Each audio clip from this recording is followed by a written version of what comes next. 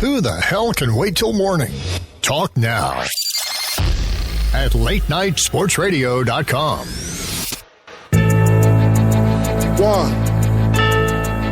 1, 2.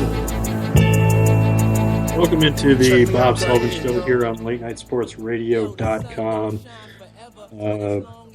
Tonight, going to be joined talking pretty much all NBA tonight. Having on Jesus Rodriguez, returning former scout, and has been on WFAN, ESPN Radio, Yes Network, and most importantly, my show. Jesus, how you doing tonight? I'm good, man. How are you? I'm doing well. It's we're a week before the season starts, a week or so. We're heading into rumors of who's getting cut, who's not going to make it through training camp. Who is the biggest name that you think gets cut before the season starts, or that may get maybe a salary dump before the season starts? Well, I mean, right now, I don't know, if it's, I'm not sure how many people are reporting it, but, this isn't really a salary dump in a sense. This is some ongoing trade talks. Is the Miami Heat right now, not many people are aware. They're trying to hit the reset button pretty heavily in a sense. I'm hearing right now that they are currently in talks in trying to get Rudy Gay and Darren Collison in return. The talks right now, preliminary, are we're surrounding Goran Dragic. I feel like this is an interesting trade because Goran Dragic, not everybody, but there's a lot of love for Goran Dragic out there, and I've never felt like, I didn't think he was really deserving of a massive contract. He got that with Miami. I feel like, and then Rudy Gay is kind of the same way. Like these two guys are. Everybody just kind of, Rudy Gay was always like, this is a guy that should have been either an all-star or borderline all-star his entire career, and he just never reached that potential. He's kind of a poor man's Carmelo Anthony to a certain degree. He can just score. And Goran Dragic, he's had great moments, but I don't think he can really lead a team. Do you think there's really a winner in this trade for either side? I mean, to be honest with you, if there's anything that's close to a winner, I mean, it's basically what you're seeing is Miami is hitting complete reset button. They just want to get rid of it. Remember, they just gave Dragic that contract not too long ago.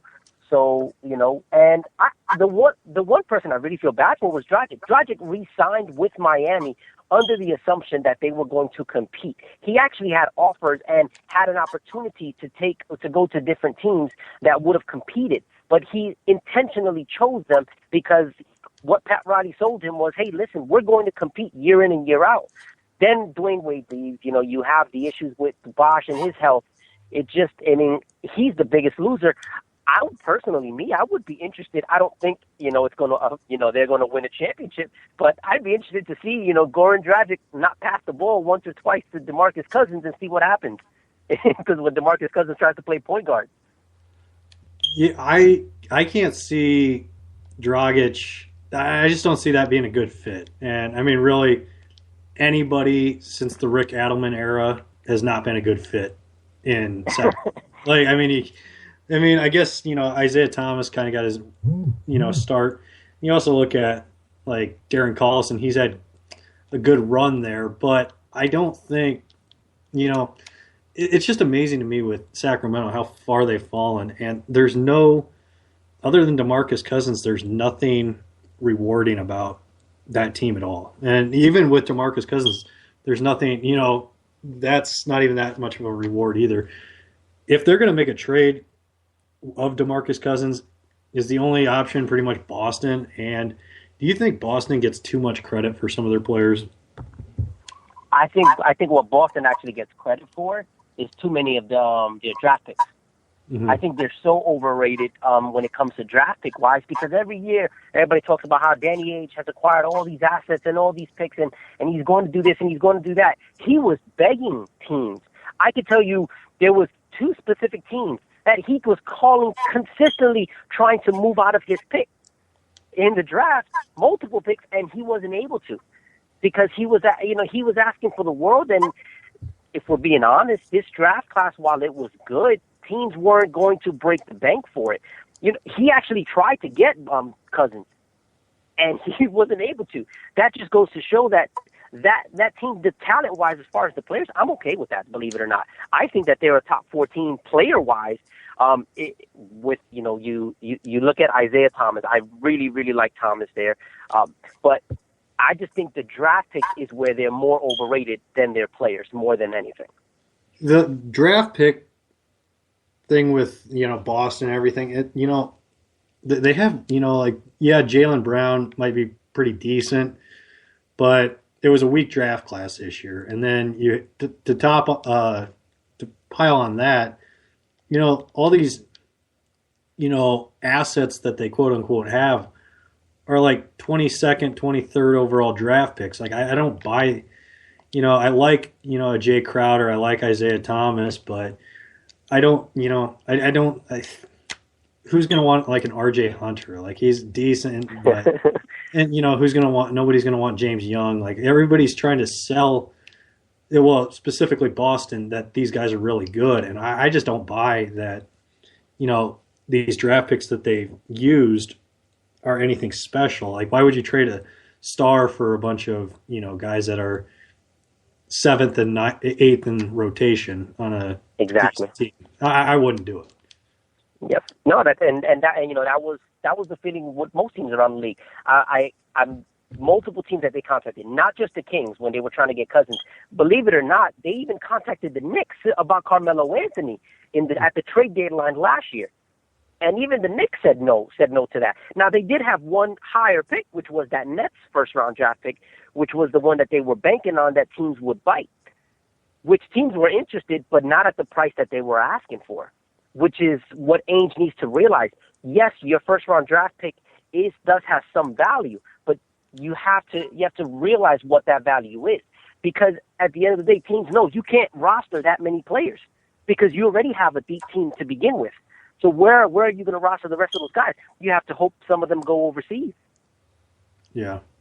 I mean, you're better off, you know, like with all these college players, like, it's known, like, you know, if there's a guy that's like a 23rd overall pick in college, coming out of college, you kind of know, like, you're like, okay, this guy's okay. That's the beauty of drafting a guy overseas, like kind of a stowaway, or a guy that you can store overseas. Yeah. You can just be like, oh, this guy's really good. Yeah, you know, kind of a reverse psychology. And, you know, he might turn out to be decent, but trade an unknown commodity for something that, you know, a mid-level college basketball or a really good mid-major college basketball player. It's kind of known that guy is just, you know, he might dabble in the NBA, but he's not going to do anything. The overseas thing with the unknown, I think, is a little easier to sell in a trade. Yeah, that's what you have to bank on, absolutely. Mm-hmm. Looking at the Knicks, Derrick Rose, this whole rape trial going on, do you think it's going to affect the season at all negatively, or do you think this is going to be kind of, well, obviously the Kobe thing really affected that team, but how much of an effect do you think this team will have from this, and do you think it's going to make they'll be better off without him, with Brandon Jennings kind of running the show at times? To answer the first part first, with Derrick Rose trial, I expect it to be decision to be made, possibly even as soon as tomorrow. So I don't foresee that really dragging on. I think that that's going to be some kind of a major issue. This case, when I tell you I've been following it as closely as possible, it has been ugly. I mean, this poor, Jane Doe that accused him, and not poor. I wasn't in the situation, so I try to be very sensitive to the fact. But the text messages and the witnesses that were brought up to tear her down, they really tore her down, and her lawyers haven't done a great job as far as helping her case. So I do think that the judgment is going to come pretty swiftly. He's not going to be playing tomorrow. I think there's a possibility he is there opening night because he will be back with the Knicks very shortly here. but he's going to have to get the practice in. As far as Brandon Jennings has done an amazing job so far these couple of preseason games, because what he's doing is the one thing that people criticized him for not doing early on in his career, which is passing the ball, not forcing the shots. And he's almost been kind of too passive. He's been a little bit showboat, a little bit of a showboat, but it gets the crowd going, and then it gets the team going. So even if Derrick Rose comes back, I can guarantee you Jeff Hornacek will find a way for him. Let's not to play both. If not, at least give Brandon Jennings minutes. Let's not forget, Jeff Hornacek, when he was in Phoenix, he played at times 3-point guards at once on the court. When he had Dragic, Isaiah Thomas, and I believe it was Brandon Knight. And so the man, he will play his guards. He has no issues doing that. Well, yeah, but in New York, he might have to play 3 power forwards or 3 small forwards at the same time. A little bit of a difference with Kristaps, Melo, and then you name your center after that. Mm-hmm. Noah. Yeah, Noah. They have with him is more minutes than anything. I think is what you're going to see them monitor. Because they realize he's already dealing with hamstring issues now. They know he's not the youngest guy, and they gave him a big contract with several years. So you're not going to see these guys playing major minutes early on unless the Knicks get into some kind of hole where they're going to have no choice but to start giving these extra minutes. Hornacek is going to be very careful with the minutes that Carmelo gets, Derrick Rose gets, Noah gets. And hopefully fans are telling me that they're hopeful that they're deep enough to be able to get that. But if you're telling me you're going to be having Kyle O'Quinn getting majority of those minutes, I'm sorry, Kyle O'Quinn has not shown it to me. And that's another guy the Knicks were trying extremely hard to move this offseason. And when I tell you they had 0 takers, I am not exaggerating. They had 0 takers. Is there anything that, let's see here, how should I put this, that Phil Jackson has said in this off season that makes you wonder if he should be in a nursing home? I actually think what he's done, what Phil is doing is Phil toys with us. He toys with all of us. At the end of the season last year, he says he wants a coach. He's going to hire a coach that's close with him, that shares his values. And he emphasized, but he never specifically said the word triangle. He emphasized the word system. And he said it over and over again. And I could tell you that brought ruckus into New York. And I personally was going back and forth with a pretty popular guy who's not very much liked, unfortunately, by fans, Mr. Frank Isola. We went back and forth. And Isola was insistent. He kept telling me, Phil's going to hire Rambis. Phil's going to hire Rambis. And Phil liked Rambis. And people are saying he was pressured not to hire Rambis. No, that was never it. Phil doesn't tip his cards. If you think Phil is going to go right, he's going to purposely go left just because you said publicly he was going right. And just look at every single move that he's done. Nobody predicted the Derrick Rose trade. Nobody predicted Courtney Lee. Nobody predicted Noah until they got Rose. So if you just look at it, the way that that he does business is he's purposely going to go ahead and lead you through the complete opposite road. As far as whether he needs to go to a nursing home, he's getting up there. He's getting up there in age. But we'll see. We'll see. This is a roster right here that it's just completely high risk. It's high risk, high reward. So it's going to be very interesting because if it doesn't work out this year, I don't know how much longer you're going to see Phil as the president of the New York Knicks. And I don't think he's going to get fired. I think what's going to happen is he'll leave.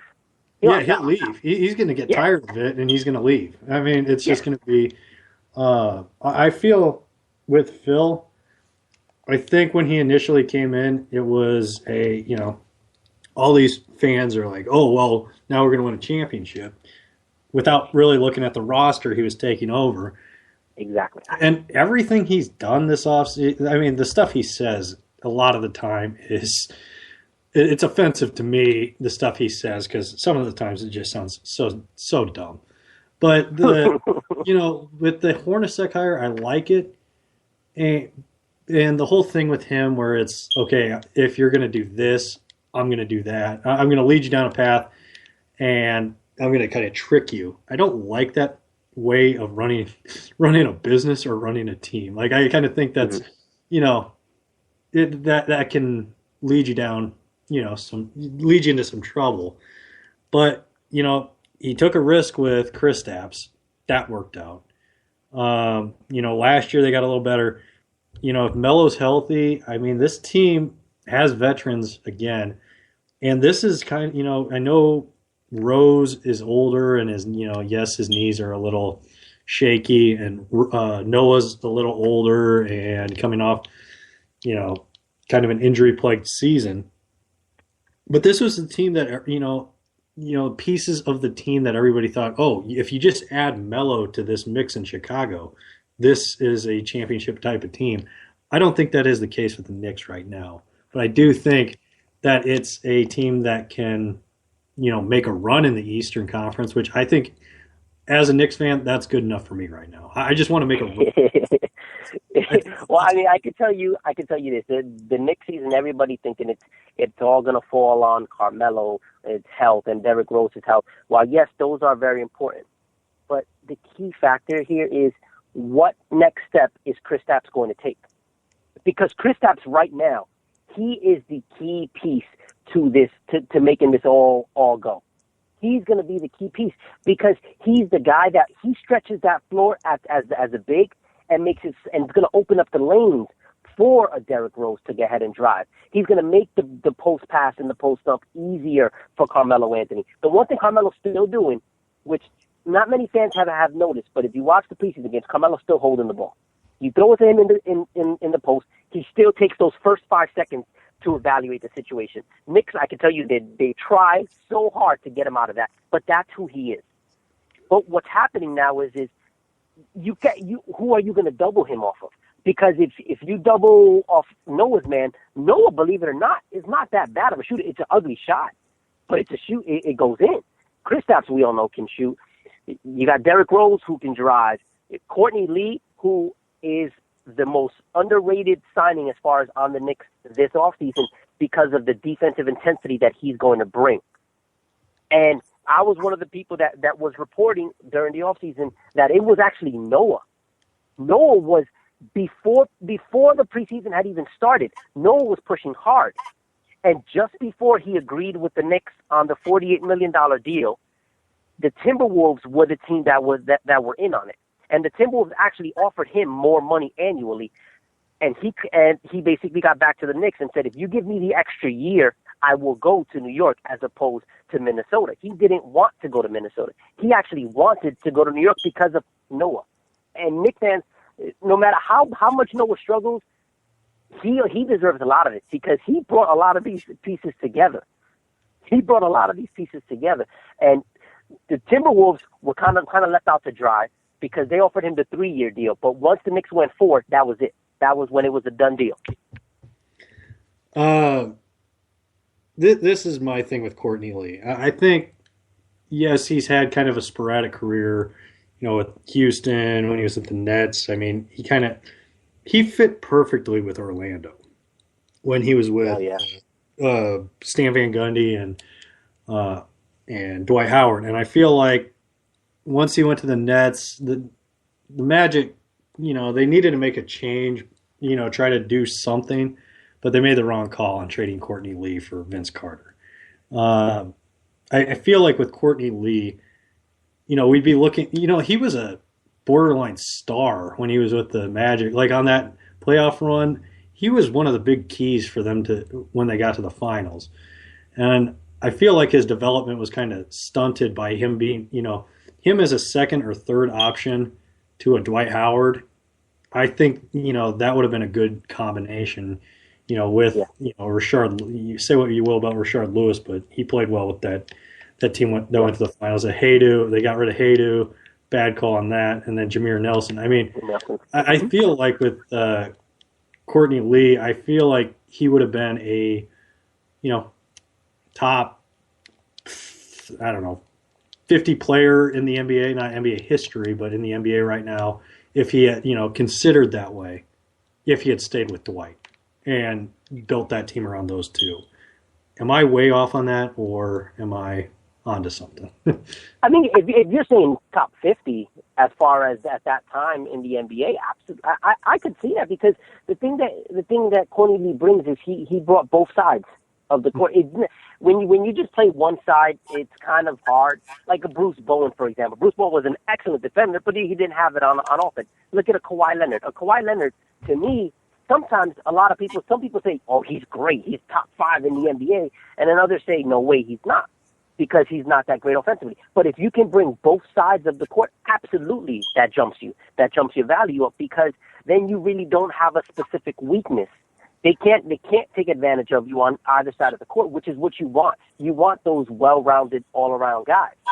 So absolutely, I don't think you're way off on that. If you're saying 50, now if you would have said 50 of all time, then maybe we would have been way off. yeah, 50 of all time, I would have need to have a drug test after that.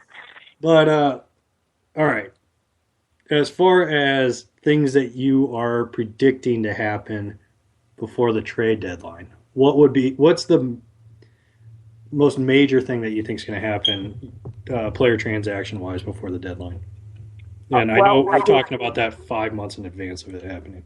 Yeah, exactly. A lot of it always depends on where teams are, right? So if the team's in the running, they're going to look to make moves. I think we talked about him earlier. I think Boogie Cousins, he is a guy, if Sacramento doesn't get it done this year and doesn't get over that hump, he's a guy, you may look at the deadline, you may look at the end of the offseason, but he's a guy that you may see moved. I'm pretty confident in saying that if they don't get it over the hump this year, they're going to have to seriously consider, because he's the one guy that can get you so much value back, so much value, that it just makes all the sense in the world for them to move him. Another team is, again, also we discussed Miami Heat. I think Miami Heat, they may do a fire sale. Because they have to hit the reset button. At the end of the day, the Chris Bosh, nobody saw that coming. Even though I was one of those originally when they gave him the contract to begin with, I didn't predict an injury. I just did it. I just felt it was gonna hamper the team, because once LeBron left and Dwayne Wade was where he was at, and you knew at some point Dwayne Wade was going to want to get paid the big dollars, because he's given them so many discounts. At some point, you knew it. So that was when Pat Riley should have kind of made that decision. You know what? We're going to have to go a different way with things. But he didn't. Mm-hmm. That is what it is. The Nets want to be buyers. Brooklyn wants to be buyers, but nobody wants to go there. So they're a team that's going to have to trade for players, because they're not able to bring the free agents. Same thing goes with the Philadelphia 76ers. So these are the teams that I think you want to be on the lookout to see where they're at. But I think these are the teams. Jahlil Okafor, if Embiid keeps playing the way that he is so far in this preseason, and he looks pretty good, I think Okafor may be a guy that you may see also shopped around. He was actually almost traded last year to Boston at the deadline. So again, that's a guy that be on the lookout. I don't think Boston's going to fit now as much. They may, but that's one name right there, which is weird, right? Because he was just recently drafted. You just rarely ever see a guy drafted so high and then within a year or two just get traded. It's not often that happens. Well, and I mean, I know it's the Sixers, and I know that they're not the brain trust of smart decisions, but the thing that was funny to me is when Brett Brown was the guy standing there for the draft lottery. Well, the funniest thing of that whole thing was that Isaiah Thomas was the shortest person between him, Brett Brown, and Mitch Kupchak, waiting for the first overall pick. The second funniest thing was when Brett Brown is talking about his team, and he talks about two guys that have not even stepped on the court in the NBA. He's saying, this will be nice to have a number 1 overall draft pick to go along with Joel and Dario Saric. Saric had not even come over to the NBA. There was not confirmation that he was coming to the NBA this year. And Embiid, there was, there's still the unknown of, okay, is this guy any good? Can this guy even be healthy enough to play one NBA game? And I just feel like it's just odd that you don't mention Noel. I know he's not a great player or anything like that, but the guy is an athlete. He can play defense, and that's a nice, little piece to have. I know you don't want 3 big guys with Embiid, Okafor and, really Saric, and then you throw in Noel. But it was just odd to me to not mention Okafor or Noel. So you have to think both of those guys or one of those guys is going to be the odd man out. Yeah, and to me, Noel at this point, the Sixers really like Noel. I can tell you this right now. If you're asking who the front office likes more, they like Noel more because Noel, first of all, he's a better character guy than an Embiid. Embiid is I'm sorry, not Embiid. Okafor is what's called a ball stopper. You give it to him in the post, the ball usually will stop. You know where it's going. It's going up for a shot. Well, Noel, you don't even have to give him the ball. Exactly. Well, Jesus, before I let you go, do you want to tell everybody where we can find you on Twitter, the internets, all that good stuff? Yeah, so you can find me on Twitter. Same place I will always be at jsports_ENT. I'm always talking sports. I'm always talking NBA. Come follow. Come ask any questions. Where I'm all about it. Listen, I get into it with the best of them. I love Frank. But him and I, we get into it. My man Ian Begley, Tommy Beer. We have a great time. It's a small little group of us. We try to go ahead and we try to give you guys the best and fair.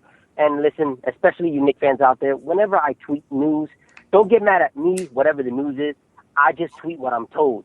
So you may not like the news, but I'm just tweeting what I'm told. Yeah, well, us Knicks fans don't like much of anything. It's a depressing. So, well, on that note, we'll be right back here with Len Green of BasketballInsiders.com here on the Bob Sullivan Show on LateNightSportsRadio.com.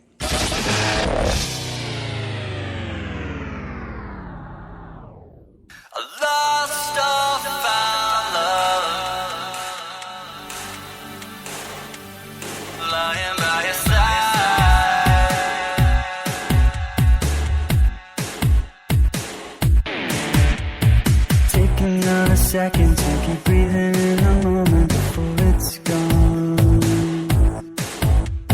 You never know when love is lost until you find just what it costs to be wrong. I wonder if you think of me passing by, you think you see me coming. I wonder if you pull me in, kiss me just one time again.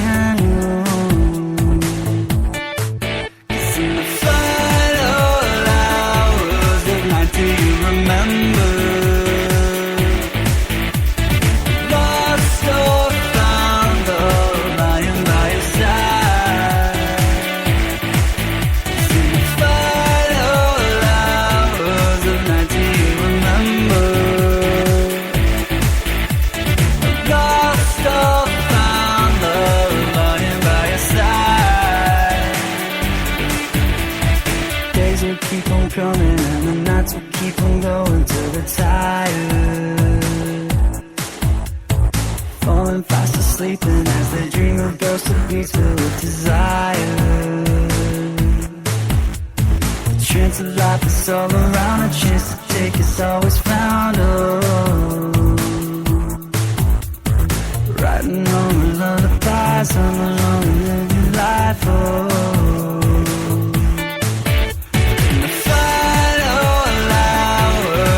Do you remember? Lost or found, love lying by your side. In the final hours of night, do you remember? Lost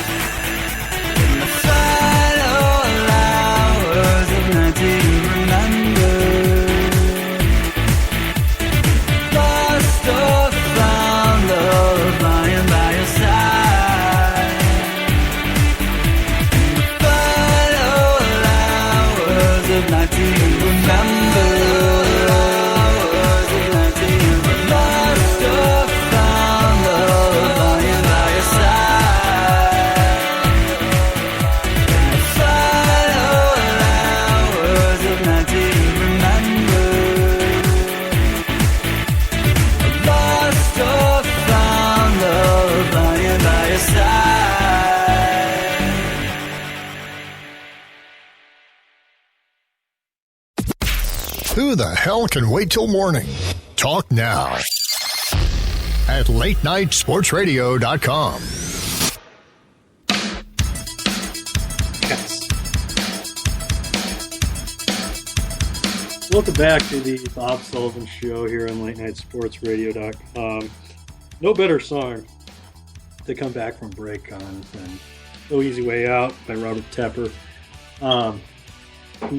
From the movie that I waste the most time talking about, Rocky IV. I don't waste any more time than talking about that movie ad nauseum. But I'm back here with Lang Green, basketballinsiders.com. Lang, I spent the other night, after I asked you to be on the show, I wasted a good 20 to 30 minutes going through social media tweets on NBA 2K17, seeing if you were on. Very simple question. I could have just asked you, like I did before we came on air. But, is there any dissension among basketball insiders, with like an Alex Kennedy or you or anybody that is on the, social media section of 2K17? Is there any trash talking among you guys there? I tell you what, now the only time I've hit Alex up on about NBA 2K17, man, was when I had my creative player. This was a couple years back. Actually have a bad game, and then I look over at the little social media within the game, and it's Alex Kennedy, like really going in on my player, telling me I need to get back in the weight room and train. So I just sent a screenshot to him and just told him, hey, man, I don't appreciate that stuff, but it's all in fun. It's all in jest. But, those guys are on 2K17. I think it adds a lot of realism to the game. But definitely when I see his avatar come up talking about my guys, that's when I give him a little trash talk. Well, it's funny. Like I've talked to Eric Pincus from time to time, and on these games they kind of make like Eric Pincus to be kind of a dick, and that is not the way he comes off on Twitter. Like it's kind of weird. Like like some of the people that I've listened to, like whether it be Jabari or whoever it may be. It's funny. I hear these conversations or I see these tweets on 2K17 or 16 or whatever, and those guys are dicks, and that's not the case at all when they're on a podcast or on Twitter. It's crazy because Eric is actually one of the nicest guys in the sport that I've come across covering the game. I mean, he's just one of those guys that just give you everything, will stay up with you, help you with the deadline. Really talk you through a lot of, ideas that you may have. So when I see some of those guys depicted, and I know all this stuff is just random generated and attached to them, you wonder about someone's personal brand and how they may feel about how they're personally being represented in the game. But at the same point, I just think a lot of times people are just looking at that and just saying, oh, it's just, they're just a random algorithm that's just assigning these guys, different tweets based on certain events. But yeah, you're right. I mean, a lot of times what you see in the game isn't reflective of how these guys truly are. Well, it's like, in the game, Deion Waiters might go off for 34 in a game, and that's not really indicative of his actual, his abilities. I actually have, we have Jabari Davis on the line right now with us as well. Jabari, how you doing? Hey, how you guys doing? I wasn't planning on joining. I was just listening in. Oh, all right. Well, fair enough. All right. Well, you can keep listening, or if you want to join in at any time when I have a comment here, that is. What's up, JD? What's up, Lang? Lang, as far as the Knicks go, do you see this Derrick Rose saga? Obviously, it's supposed to get done here in the next few weeks or few days. Do you see there being any effect on the Knicks team with what's going on? I'll tell you what, anytime you have a situation where guys are going through a court case in the middle of the season where they might have to miss games, miss road trips, miss practice time, remember, Derrick Rose is new to the system that they're running in New York. It's not like Chicago where he spent most of his career, has a little bit of familiarity. He's actually in a position now where he's new. He's still getting adjusted to his teammates. You're still trying to learn guys, see who is really in that foxhole with you, who you can trust as guys go through some of the rigors of the NBA season. So when you factor in that and he's not getting the court time to reps with these guys, there always could be potential for, some dissension in the locker room or just guys being hesitant to fully embrace. But at the same time, when you look at some of the veteran guys that they had there on that roster, I think for the most part, guys are going to get on board. They already know what Derrick Rose can bring to the table, what he's brought to the table in the league. So I don't see too many problems. I mean, Carmelo Anthony is a big Derrick Rose fan. Joakim Noah actually, spilled a lot of blood with him out there in Chicago. So those guys at the top of the lineup in the locker room, they're going to probably hold the ship together for some of the younger guys that might not know about Derrick Rose as much. But once again, you're in a huge media market like New York. It's a take no prisoners type of market, especially the market that covers the Knicks. And if they smell blood in the water, the Sharks will circle. Yeah, the new shark to the water seems to be Frank Isola, and for whatever reason that is. But as far as the Knicks, I like what Phil's doing. The theory is, okay, he's building a team around Kristaps so that when he's ready to take over the team, there's pieces there. Like there's, role players there and pieces there for him to work around. I like that idea, but I don't know if Joakim Noah with, an ankle and a half is going to be good, or Melo with a knee and a half, and then Derrick Rose with 0 knees is going to be exactly good in 2 years when Kristaps is expected to take over. What is your opinion on what Phil has done this offseason? I think he's made the right calls for this year specifically, but is there any other than Kristaps long term? Is there any real hope? Do you think should I be optimistic about the Knicks right now? Yeah, I definitely think you should be optimistic about the Knicks. And I think this is the thing where you go coast to coast. I like what was going on with the Los Angeles Lakers and the New York Knicks this offseason. Obviously, there's been talk on both sides with the Lakers spending money on some veterans, which was questioned, and the Knicks on the same time. People were actually looking in and saying, okay, to your point, Derrick Rose, lots of injuries. Joakim Noah, he's been banged up lately. But what you have to do, if you're a guy like Phil Jackson, is you don't have the patience from the media, from the fan base up there to really take a patient approach like the Philadelphia 76ers. You can't just take the time. You have to create a culture, and you have to, create that culture of winning in the locker room. And you bring in a guy like Joakim Noah, he's a guy that's going to give you everything he has. And even if he's not suited up, he's still going to be in that locker room pumping guys up. He's still going to put a certain cultural foundation to your unit. That stuff is needed because when you look at for example, if you look at a team like the Miami Heat, a guy like Udonis Haslem doesn't play as much as he used to when he used to be a starter for the team. But he's one of those guys that's in the locker room that's not going to let guys slack off, that he's going to check guys when they come in late, out partying. That kind of stuff doesn't go on. You need that in the locker room, win, lose, or draw. And I think that's what the Knicks are doing. They're building the culture. Derrick Rose, former MVP, playoff experience, Carmelo Anthony. We already know about his background. Joakim Noah, a guy that's going to go out there, and even if he has, he's only on an ankle and a half, he's going to give you every piece of sweat in his body. He's going to give it to you, and he's a great locker room presence. He's not going to take plays off.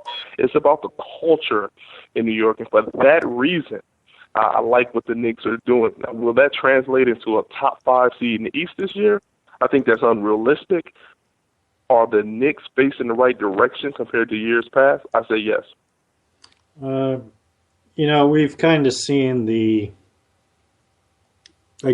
degrading of, the society just completely fall apart, or at least social media completely fall apart with the election right now.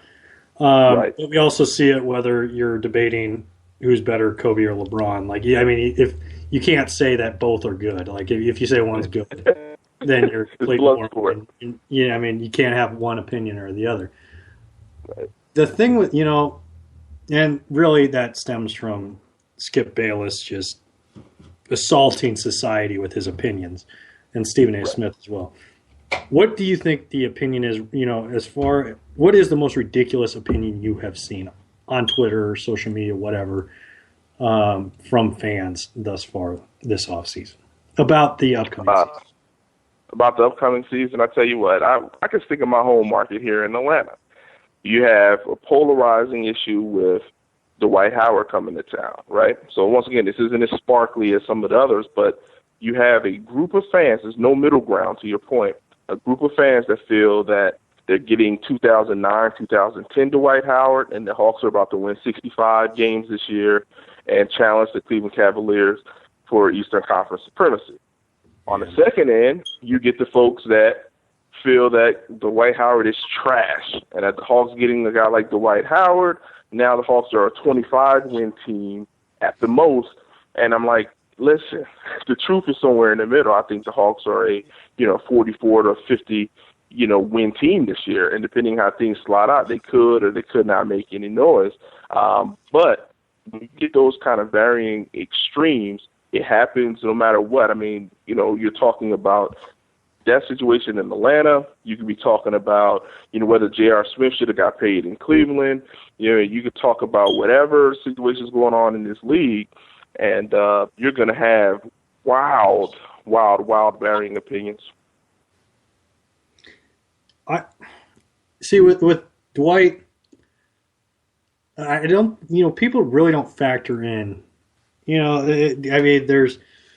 really with anything on social media, I don't think people really factor in with Dwight Howard. If he hadn't come back so early from that back surgery with the Lakers, which, you can blame him or you can, for making that decision on his own, you can blame whoever. But him coming back fast from that back injury really screwed him up with the Lakers. He's never been the same. It's almost like when Dante Culpepper came back, from that blown out knee with the Dolphins. He just never was the same. He was a shell of himself. He's kind of, and Dwight Howard's kind of been that same way. And everybody says he's a terrible teammate.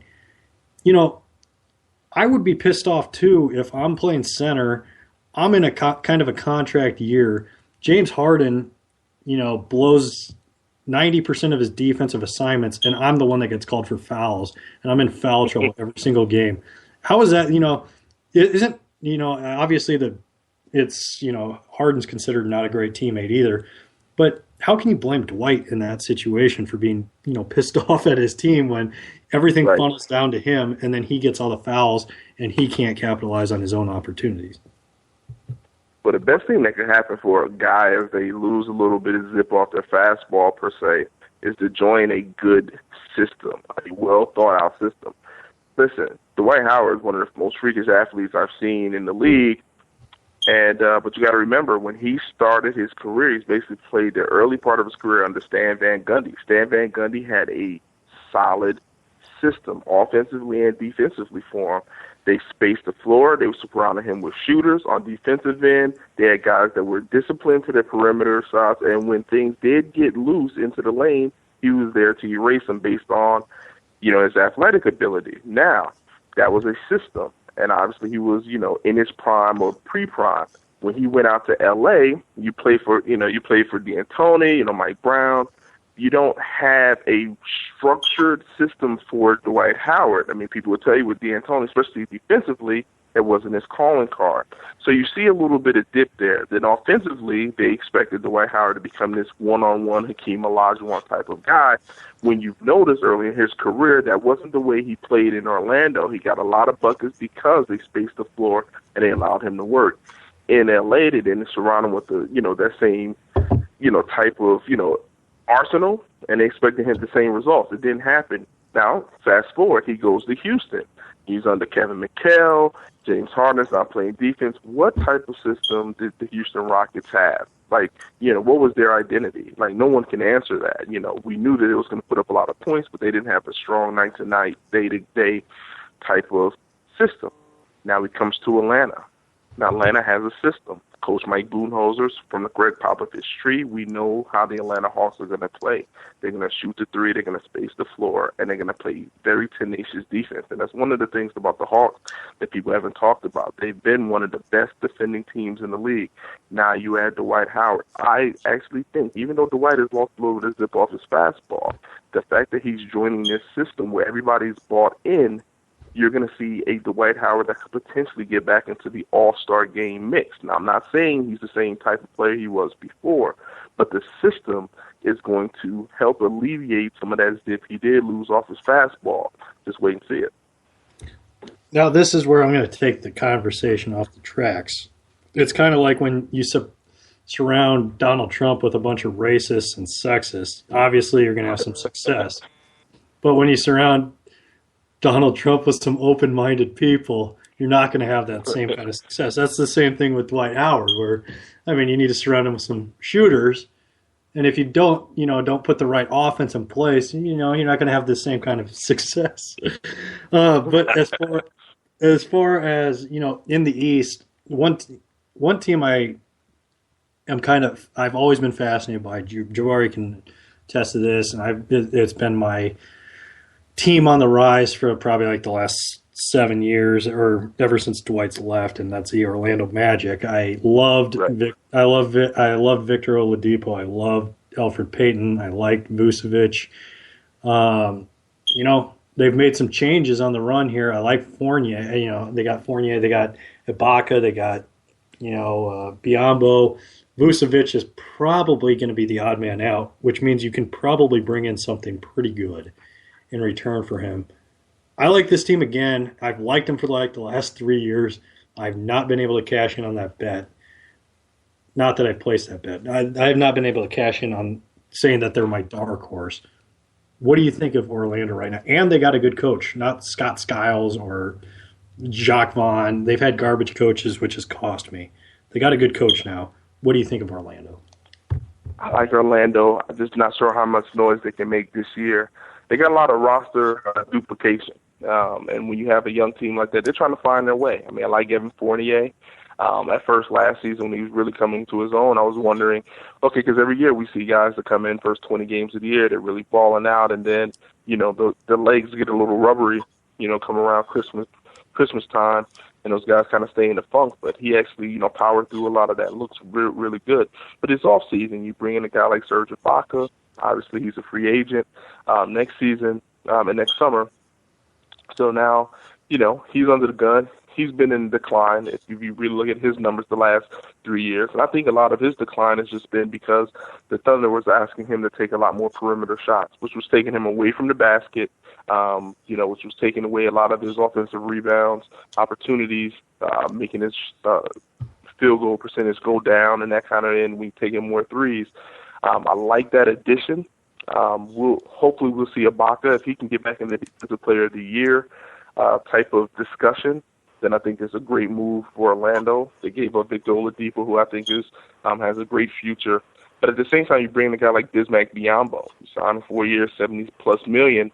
That leaves Vucevic as the odd man out. And it's going to be interesting to see how long they try to roll with that three-headed monster down there in the front court, and then what they could potentially get for Nikola in the trade market. Hopefully it's something sweet. I mean, he's a guy that has, 18 and 10 type of potential every time he laces up his high tops. But at the same time, things in Orlando, I mean, they're not on the ascent just yet. But I can see them stabling, just becoming a little bit more stable with Frank Vogel calling the shots now. But I don't think you can cash in on that bet yet as them, really competing for a playoff spot. Not this season, at least. Well, really, I shouldn't place any bets ever. Last year I placed a bet on Kansas winning more than a game and a half in college football. That didn't happen. And this year they were back at a game and a half. And I put $10 on it again. And, they were like 5 feet away from beating TCU from getting their second win, and I would have cashed in on that one. The Orlando Magic are my Kansas football of the NBA. But as far as Orlando, they're Aaron Gordon. I think I think he's kind of that piece that unknown piece that if he turns out to be a guy that can kind of do a little bit of everything, that would be huge, and make this team a force to be reckoned with in the future. And the backcourt with Oladipo and Elfrid Payton, I like both of those players individually, but together it was a dumpster fire. And I kind of feel like Elfrid Payton, I think you might want to try to package him with Nikolai Vucevic and try to get something out of that. And I think you could get something pretty good out of that. Like somebody on a 1-year contract. Do you think, would you get rid of Elfrid Payton at this point, or where are you on the Elfrid Payton bandwagon, if there is such a thing? Yeah, I think he's still got some things to prove, especially with the jump shot. But I think he's in the right system. He is someone that Frank Vogel really hasn't had. When you look at Frank Vogel, who's had George Hill out there in Indiana, and George Hill is not a high volume type of assist guy. I think Elfrid Payton could develop into something like that. So I think he gives Frank Vogel something he hasn't had before. So I definitely think you see Vogel actually, play with his new toy and to see what he can get out of the young fella. I mean, it's still early in his career, but we knew some of the things coming out of college about him. Like, okay, can he score consistently? Can he shoot at a high percentage? Does he have range? Those things are still big time in play. But he plays hard. He distributes the ball. Seems to be a willing passer. And people I've spoken to around the league that have played with him says he's a great teammate, someone they like playing with. So I think you see him, get a real hard, strong look and see if he can actually capitalize and really be there for a general of the future. The only game I've ever covered in the NBA, like as a media member, was Magic Timberwolves and Wiggins' rookie season. And the most amazing thing I've ever seen in my life is Elfrid Payton's hair in person. Like that is a work of art. And I really just kind of, I got really nervous when I saw that. I was just like, wow. That's more incredible in person than it is on TV. I mean, listen, it's about 3 guys right now in the New Orleans Pelicans. I was down at Phillips Arena tonight. There's about 3 guys on that squad that can give Elfrid a run for his money with the hair. A couple of these guys, I can't remember their names, but, they're on that squad now. They're just on the, training camp list, really trying to make the team. But if you get a chance, man, look at some of the New Orleans Pelicans footage from this preseason, you'll see some epic hair shots, man, definitely, in that locker room that could give them a good run. What do you think of, speaking of epic things from the Pelicans, what do you think of Lance Stevenson there? And what do you think of Lance Stevenson in general? Listen, the Pelicans, look, I like Dale Demps. I've been able to speak with him a few times. I think, he really powered through the whole Chris Paul not being able, Chris Paul fiasco, rebounded the team, got Anthony Davis, tried to bring in Drew Holiday, got Eric Gordon, Ryan Anderson. He really tried to put a lot of talent there. They just haven't been able to stay healthy. And now, Drew's not going to be with the team because, the health situation with his family. Anthony Davis is starting the season hurt. And so they bring in 2 guys, Lance Stevenson, to your point, and Terrence Jones. These are 2 guys that have tremendous talent, but for whatever reason, Terrence Jones down in Houston last year was just an epic failure. And Lance Stevenson, after actually flirting with an all-star, nod a few years back, has just bounced around the league. I think if they can get anything from those guys, they have those guys at deals right at the vet minimum. I think those guys are making a shade under $1 million per year. If you can get anything from those guys, it's just going to be great for Alvin Gentry and the crew. And tonight, Terrence Jones, actually, I think he finished with close to 20 points against the Hawks preseason, looked really good, had a couple dunks, looked very good in early, as much as you could look in preseason.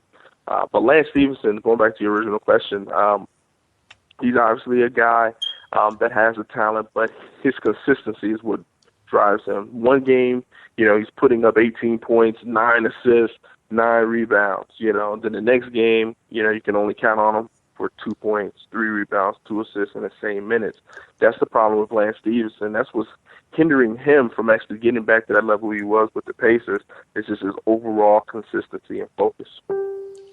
I'm going to put you a little bit on the spot here because I was thinking about this earlier. Okay, the question is a dynamic duo that we missed out on. due to an injury from one, the other, or both. And I feel like that dynamic duo, well, I mean, it's not wouldn't have been the greatest of all time, but I think it could have knocked off the Heat.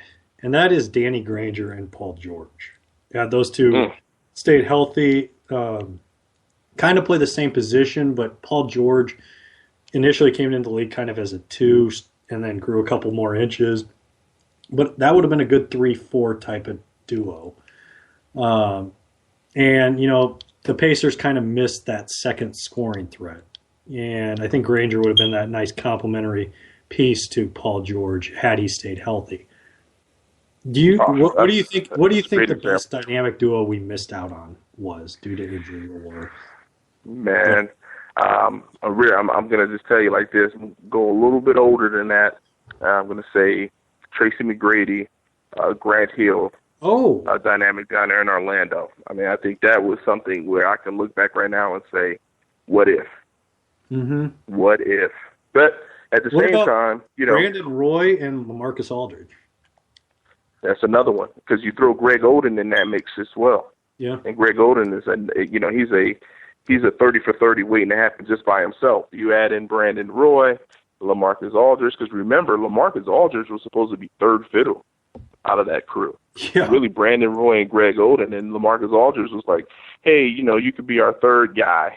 And he wound up, leading them to a few 50-win seasons in the playoffs, which is amazing that he was able to kind of elevate his game into that level. But, yeah, those are some duos like that. And going back to the Orlando with Grant Hill, maybe if Grant Hill doesn't get hurt, we never see T-Mac emerge. And basically when Grant Hill went down, we actually get to see T-Mac with an aggressive scoring streak, something we knew he could score in Toronto, but we didn't know he had all that in a goodie bag. So, but sometimes those injuries make other guys elevate. Well, and it's kind of like, I mean, yeah, maybe T-Mac never elevates into that player. It kind of goes into maybe Rajon Rondo doesn't become what he is if they don't put together the big three in Boston. Like, I think everybody wants to talk about how great Rajon Rondo is as a point guard, like, top, he's so underrated. He's so great. Well, not anymore, but like 5 years ago, everybody was in a love fest. And, he was given that opportunity to kind of grow as a player. I mean, you can really even throw in Tom Brady into that argument. Like, would Tom Brady really be where he's at right now if he didn't have that defense with the Patriots to carry him to 3 Super Bowls, basically, or to have the refs with the tuck rule for the Raiders game? Like I like Tom Brady. Well, I don't like him, but I don't have a problem with Tom Brady. But you can make that argument with those two. Like they're not what the perception is not what it is without some extenuating circumstances. Like Manning was good pretty much from day one. I mean, I guess that's some guys are successful due to circumstances, and some guys are just naturally great at what they do. Right. So, yeah, I mean, even going back with Tom Brady, I mean, just the fact how we came into the league as a late draft choice, he was able to sit out, a few games, really get his feet under him. I always wondered, like, if he came out and had to start from day one, some of those guys that are thrown into the fire immediately don't ever pan out, even though they, look like they have all the talent on paper. I look at a guy like Tim Couch, came out of Kentucky, and went to Cleveland. And I would say, wow, what if he went to a situation where he actually had a squad around him and he didn't become shell-shocked and hit, every time he dropped back, how would he have developed?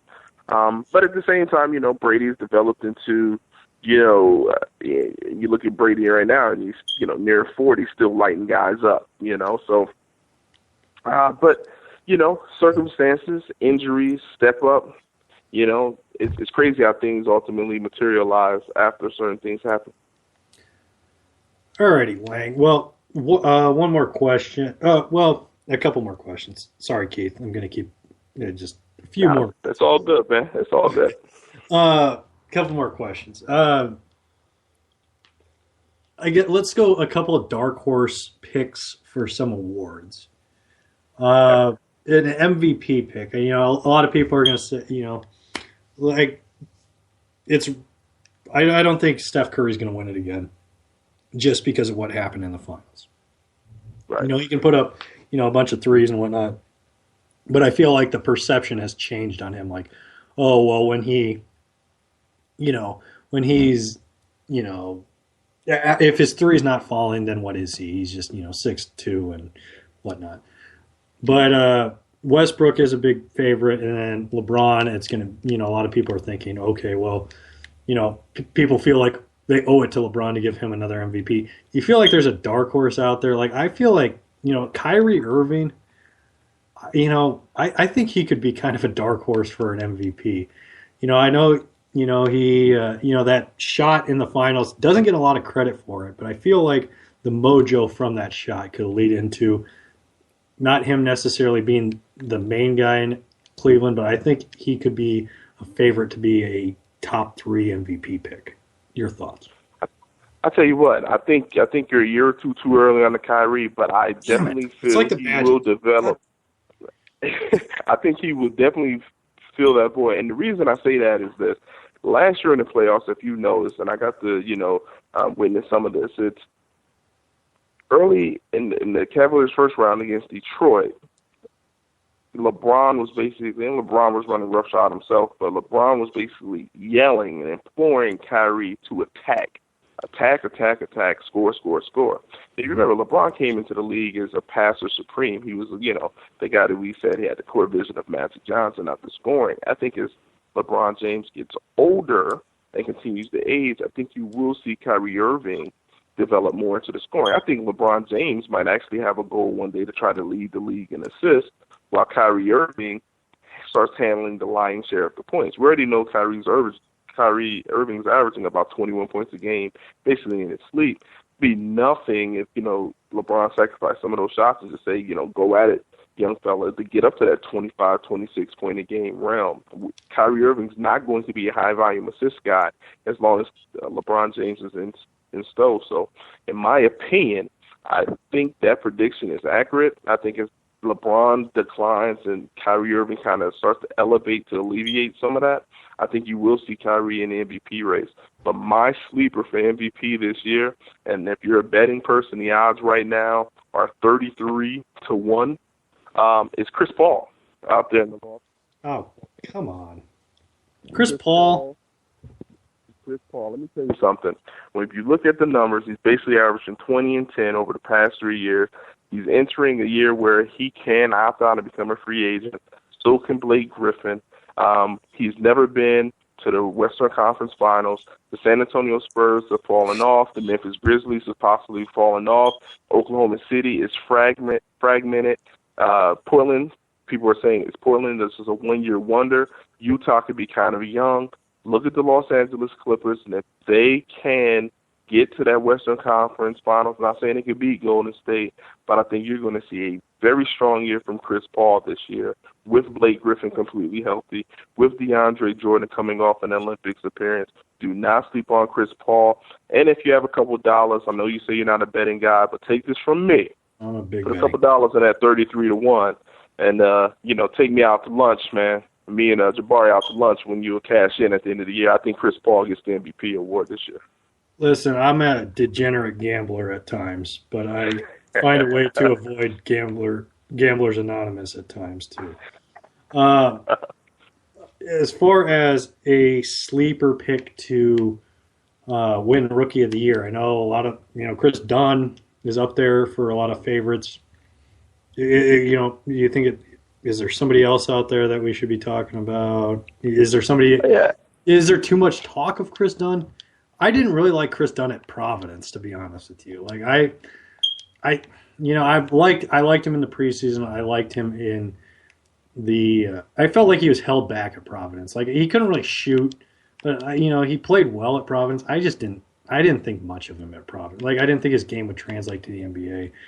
And what I've seen in the summer league and preseason, I was wrong, because college basketball ruins really good basketball players. Yeah, college basketball is in a rough spot right now, and I think Chris Dunn is a sexy pick. I just don't know how much playing time he's truly going to get as a rookie in Coach Thibodeau's system behind Ricky Rubio.